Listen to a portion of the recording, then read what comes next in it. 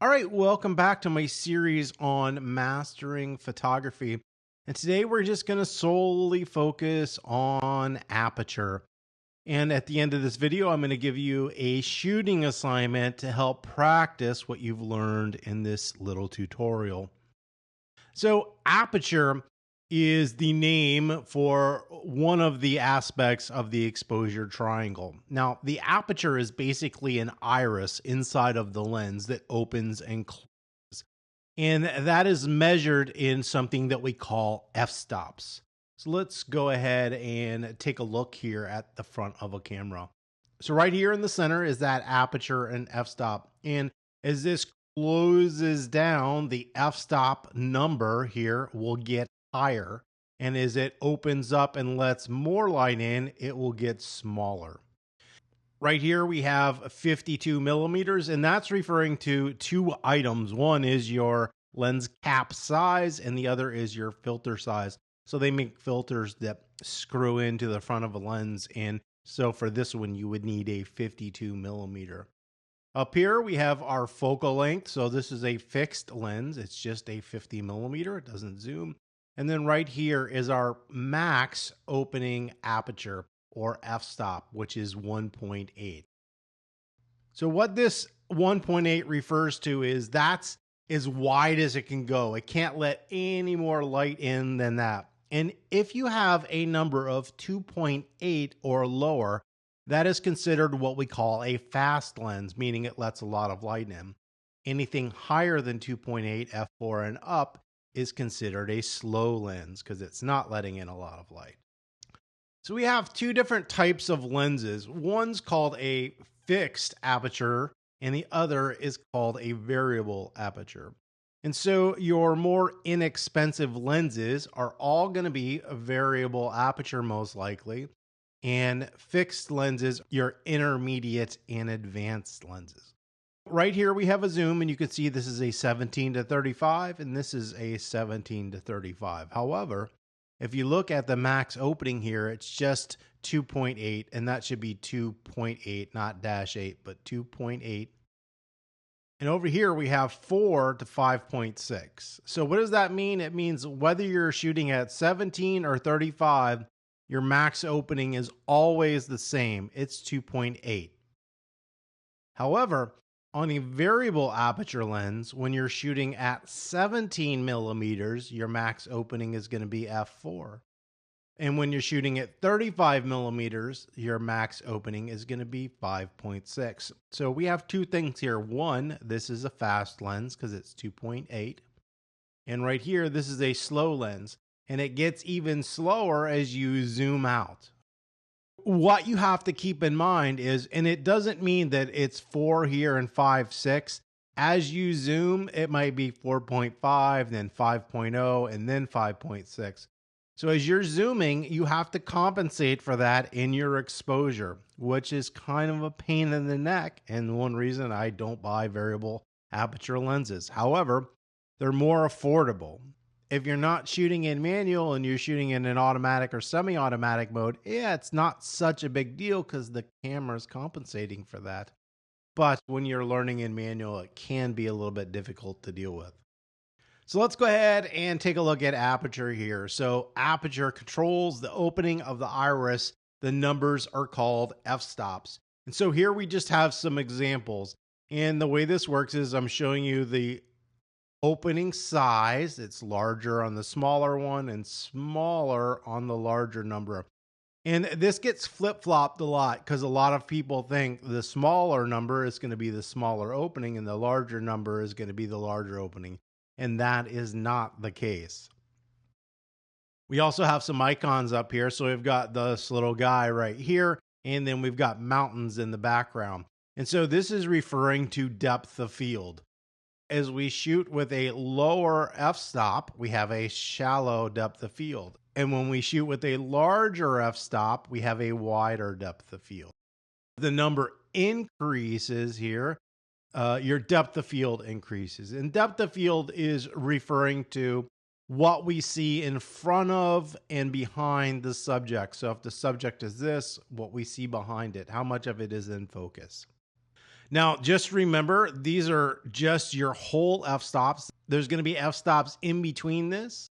Everything on a digital camera works in third of stops. And one trick here is depth of field is actually a combination of aperture, focal length, and distance to subjects. The longer the focal length, the shallower the depth of field, the wider the lens, the wider the depth of field, the closer you are to the subject, shallower the depth of field, and the farther you are away, the wider the depth of field. And look, today we're just focusing on aperture, but I think it's important to know that there are other aspects that contribute to depth of field. But today we're just going to be focusing on aperture. We'll take a look at those other two items later on in this series. So depth of field right there, aperture, focal length, which is your lens size in millimeters, and distance to subject. Let's go ahead and take a look at shallow depth of field. This uses a large aperture opening, but a small f-stop number. So if we look here at this image, the background is completely out of focus. And we have some grass with some dew or water drops on it. And you can see some of these little pieces of grass are tack sharp, but right behind them, they're almost completely out of focus. So we call this a shallow depth of field, all right? So wherever we focus, what's in front of and behind goes out of focus quickly. So in this image, we have a portrait of a woman. And in portraiture, you will see that the background, a lot of times, especially tighter portraiture, we throw that background out of focus. So we're shooting with a shallow depth of field. Sometimes this eye is going to be in focus and this eye might even be out of focus because we shoot with such a shallow depth of field.